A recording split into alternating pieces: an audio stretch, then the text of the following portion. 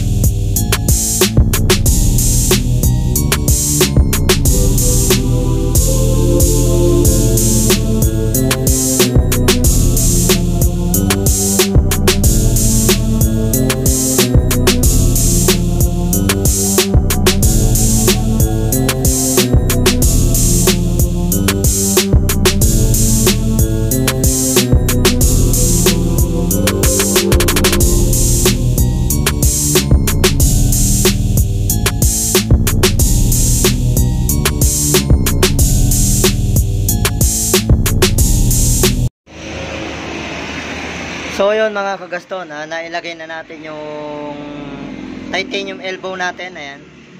So kung gaano siya kaganda. So the more na nasusunog siya or naiinitan, mas lumalabas yung tingkad ng kulay niya. Ayan. Tapos ang canister natin, stock lang siya. Pero pinatanggal natin yung catalytic. Tapos nilagay na lang natin dito ng dugtungan para sinasalpak na lang. Kasi meron din tayong adapter para pag gusto natin gamitan ng canister ng Raider carb para salpakan na lang siya. At saka ang titanium mga kagaston at saka stainless, hindi siya pwedeng i-weld or pagsamahin kasi pag winelding mo yan, malulusaw siya. Malulusaw yung titanium. So pagka ganyan, ang kailangan lang gawin yan, dugtungan lang lagay yan. So wala naman sa singa, okay naman. So ayan siya. Titanium elbow. Standard lang to mga kagaston. So hanggang dito na lang yung video natin. Salamat sa lahat na sumusuporta. God bless.